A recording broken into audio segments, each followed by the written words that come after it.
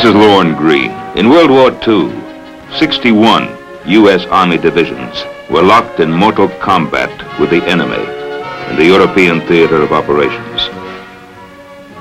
This film is about one of those divisions, the 10th Armored.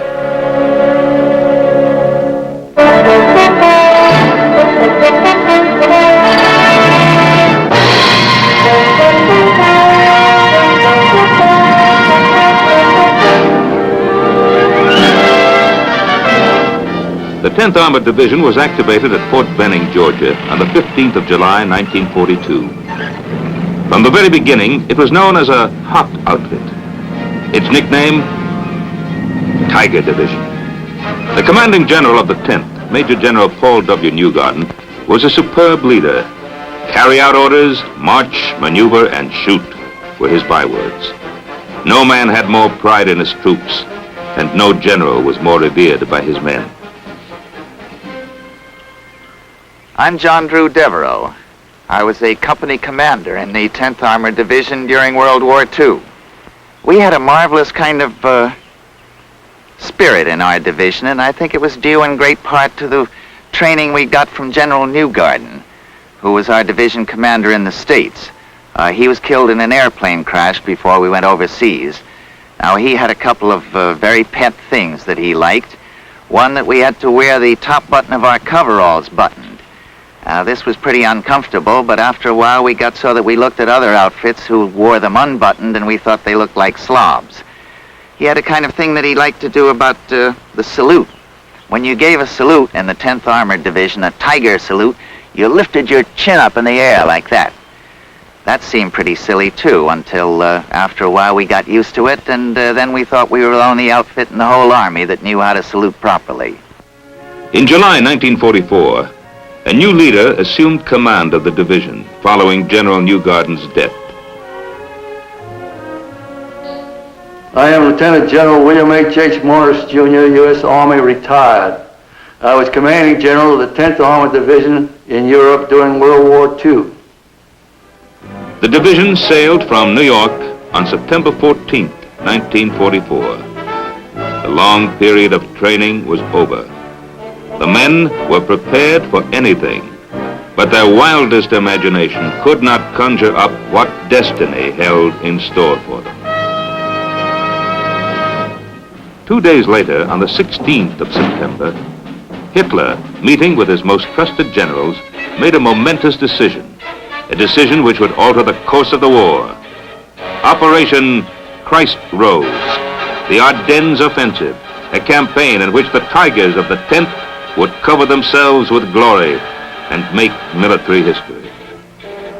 The division arrived in battle-torn Cherbourg on the 22nd of September and was immediately assigned to General Walton Walker's 20th Corps, which was under control of General George S. Patton's 3rd Army.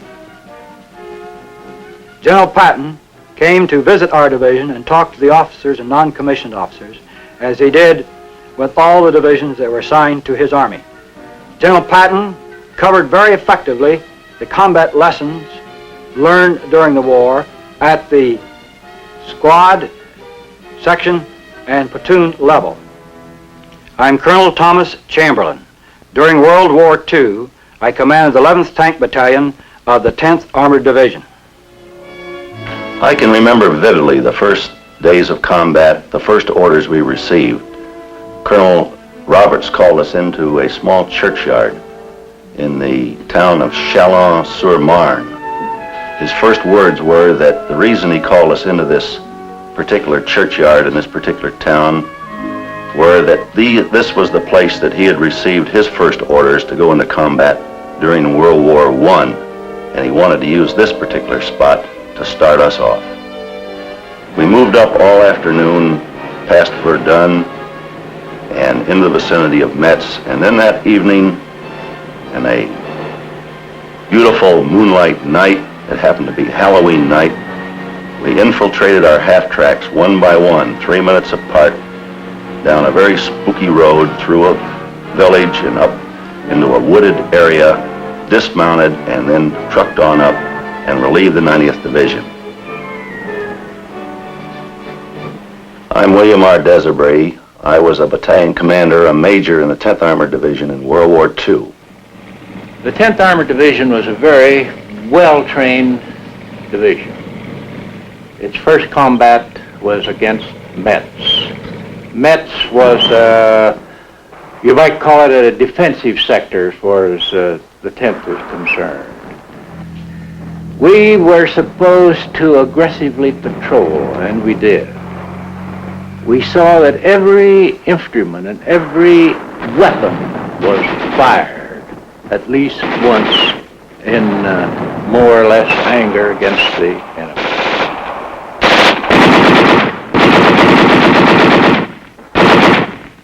I'm William Lynn Roberts, Brigadier General, U.S. Army retired. I was Combat Command Commander of CCB 10th Armored Division in World War II. I'm Colonel Curtis L. Hankins. I was a battalion commander of the 61st Armored Infantry Battalion in the 10th Armored Division. My first encounter with enemy fire was during the defensive operation west of Metz. It was here that we learned to sense artillery fire, that is, determine the difference between outgoing, which was friendly fire, and incoming, which was German fire.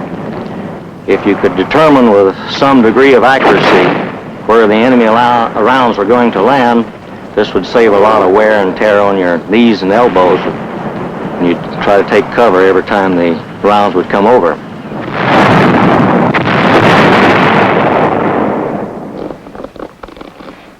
I am Colonel James O'Hara. I commanded the 54th Armored Infantry Battalion of the 10th Armored Division.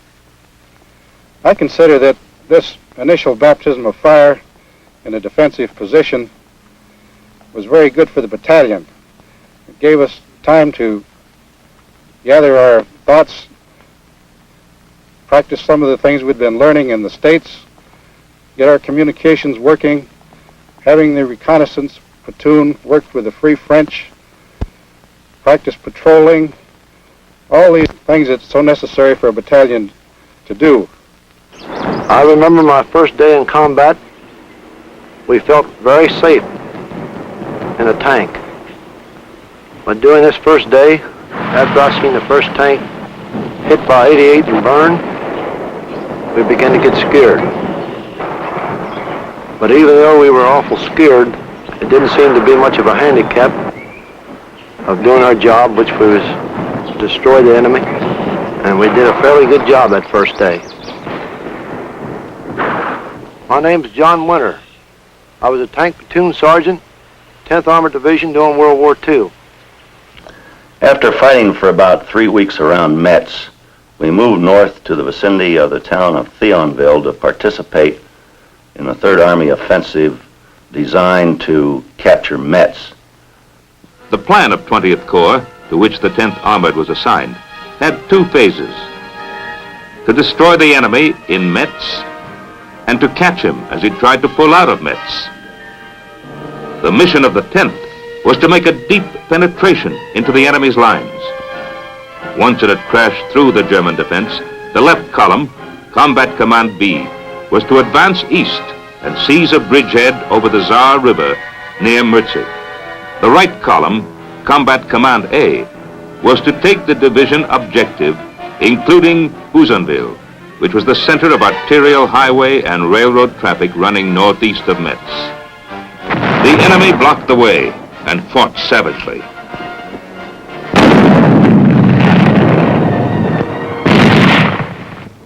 But the Tigers clawed their way through the German defense. By the time the division had completed its first major offensive mission, it had taken 64 towns, repulsed 11 counterattacks, captured 2,000 prisoners, and destroyed great quantities of materiel. But the price was high.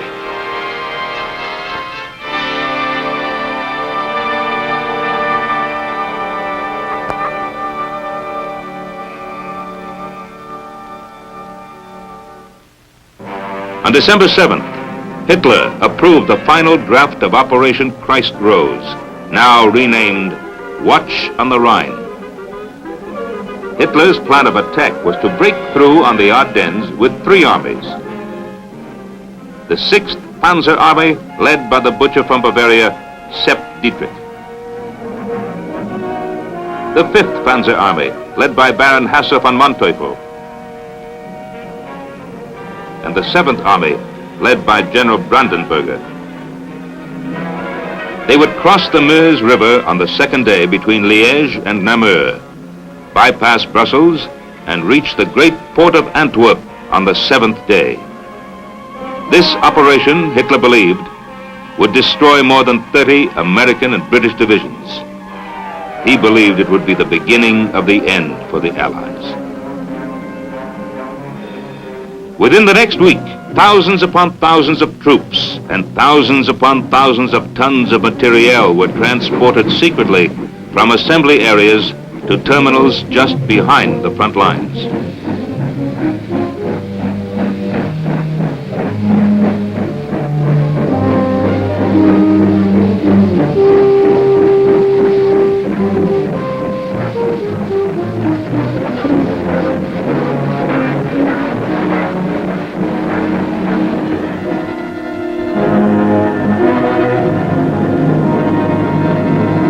On the eve of December 15th, 250,000 Germans stood poised on the line of departure, prepared to annihilate the enemy.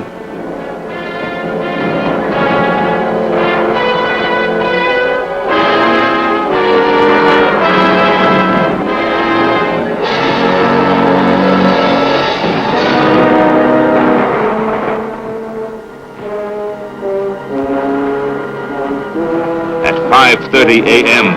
the following morning, flame erupted along an 85-mile front. Hitler's great drive to Antwerp had begun.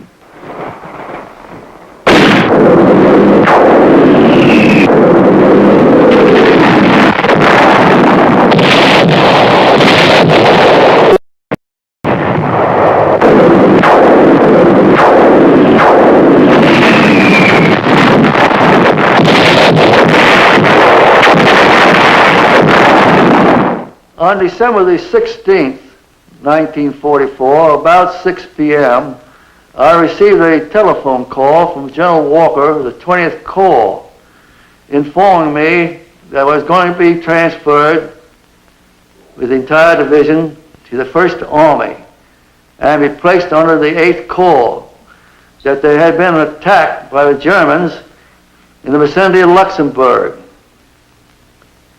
I immediately dispatched my Chief of Staff to Bastogne, the headquarters of the 8th Corps, for orders. The Chief of Staff returned about 2 a.m. the next morning and informed me that the division was to go into a quartering area just west of Luxembourg. When the Battle of the Bulge began, my unit was in a rest area south of Luxembourg. We received orders to be prepared to move north on 24 hours' notice. A short time later, the alert was changed to 12 hours. A short time later, we were on the road. The 10th Armored Division sent 2 of its combat commands northwest of Luxembourg to go into action there, and they sent my combat command west to Arlon and then on to north to Bastogne. I preceded my outfit into Bastogne and got into Bastogne about 4 o'clock in the afternoon and found General Middleton.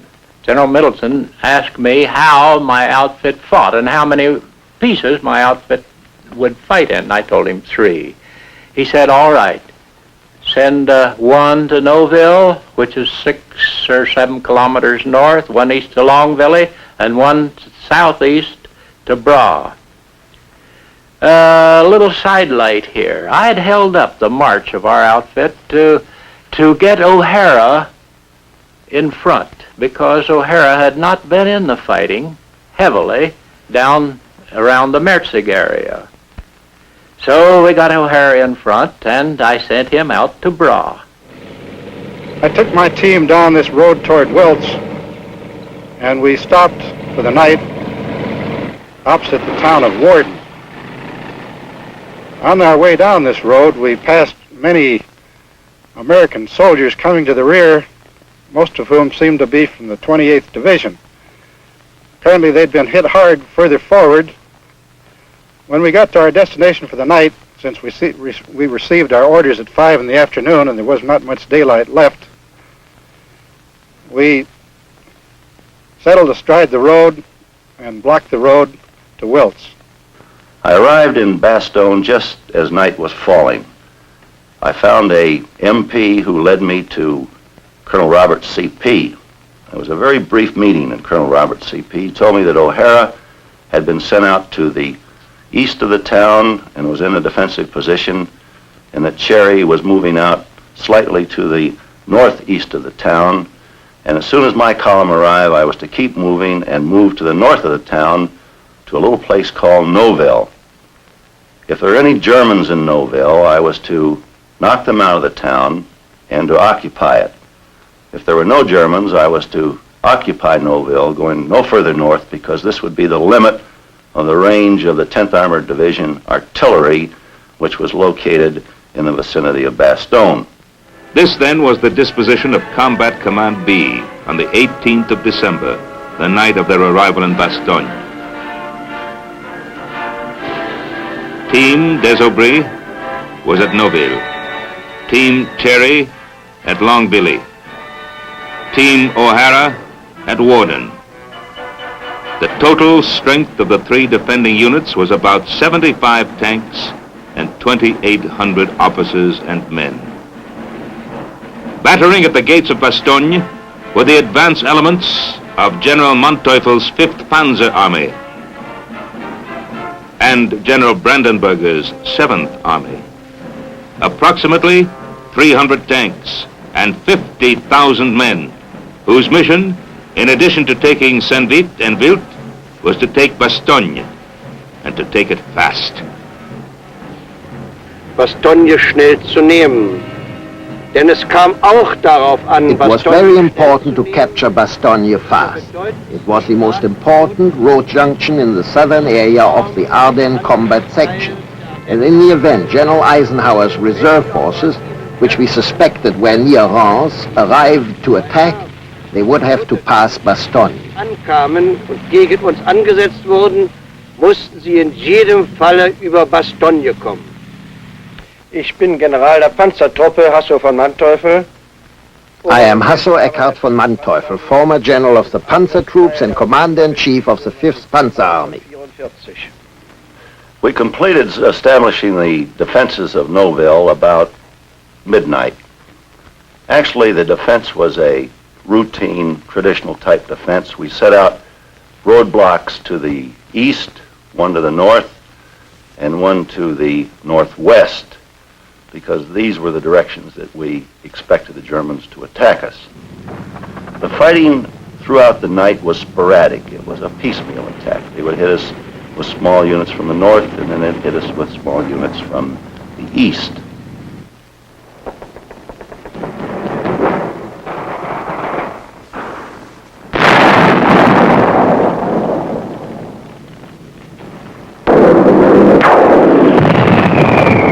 Cherry, who's not here, went out to Longbilly, came back at midnight, and found me asleep. He asked that he be allowed to sit on a road out east of Margaret, short of Longbilly, because he had found a combat command CCR of the 9th Armored Division in position. 10 or 12 tanks, a colonel, and some artillery. I gave him permission to stay where he was. Cherry never got back to his command.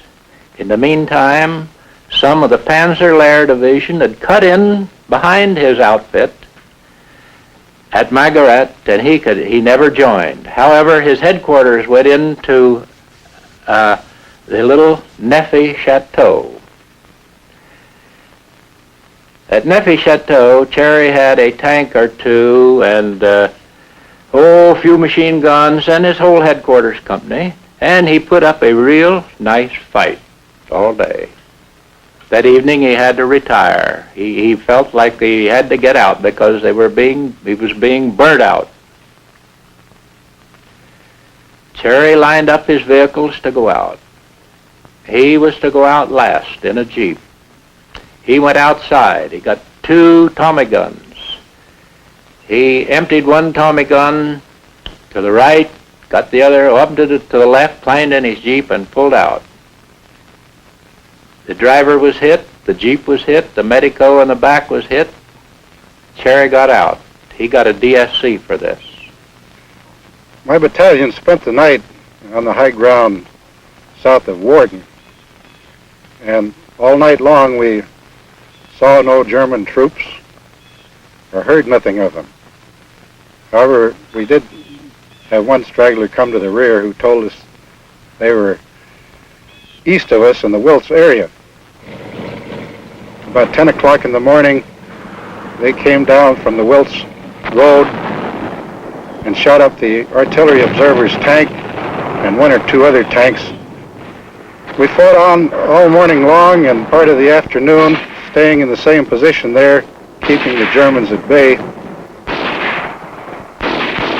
At first, the defense of Bastogne rested with 3 units of the 10th Armored Division. Task Force de Sobry in the northeast, Task Force Cherry in the east, and Task Force O'Hara in the southeast. I am General Anthony McAuliffe, United States Army retired. I was at Bastogne with the 101st Airborne Division in mid-December 1944. The 101st Airborne Division was at a place called Camp Mourmelon, near the city of Reims in France. We were recuperating from the Holland Airborne operation, where we had suffered about 30% casualties, and we were absorbing our replacements and going through a training program. General Taylor had been recalled to Washington, and I was the acting commander of the division. I believe it was on December 18th that we received a telephone call from the Chief of Staff of the 18th Airborne Corps saying that the division should be prepared to move the following day to the north to the town of Verbemont. We had known that the Germans had attacked, but we didn't know the extent of the attack or the conditions to the north. But we made all preparations to get away the following day, and the first thing in the morning I preceded the division to the north in a sedan with my aide-de-camp and my operations officer. As I drove north, I reached a crossroad just a couple of miles west of the town of Bastogne. I knew that 8th Corps headquarters was located in that town, so I decided to drive over to that Corps headquarters and try to learn something more about the situation. It was fortunate that I did so because I learned from the Corps commander, General Middleton, that the orders for the 101st Airborne Division had been changed and that the division would come to Bastogne rather than to go to Verbemont. I also met there Colonel Roberts, who was the commander of Combat Command B of the 10th Armored Division, who were already on the scene and already in the fighting. Desbury was attacked about 5 or 6 times that first day. He will describe it. During the morning of that first day, one battalion under Colonel Praed of the 101st Airborne joined him. They, as soon as Colonel Praed joined, they decided to attack. Apparently at the same time, the Germans decided to attack. At 1400 hours, the paratroopers and our tanks and our armored infantry launched the attack. At 1400 hours, the German forces launched an all-out attack on Nouville. So we had the situation of the Germans and the American units attacking one another simultaneously from points about 700 yards distant.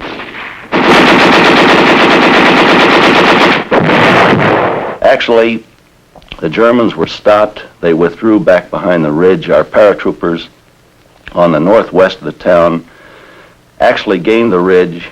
The tanks, the armored infantry, and the paratroopers on the northeast of the town were unable to get to their positions. So after a fight of about 45 minutes or an hour, we withdrew the paratroopers from the northeast back into the town of Nouville.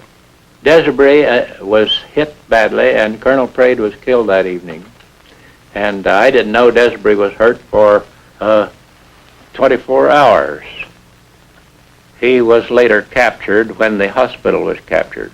For the next 3 days and nights, the defenders of Bastogne slugged it out with the numerically superior enemy. Then, on the 22nd of December,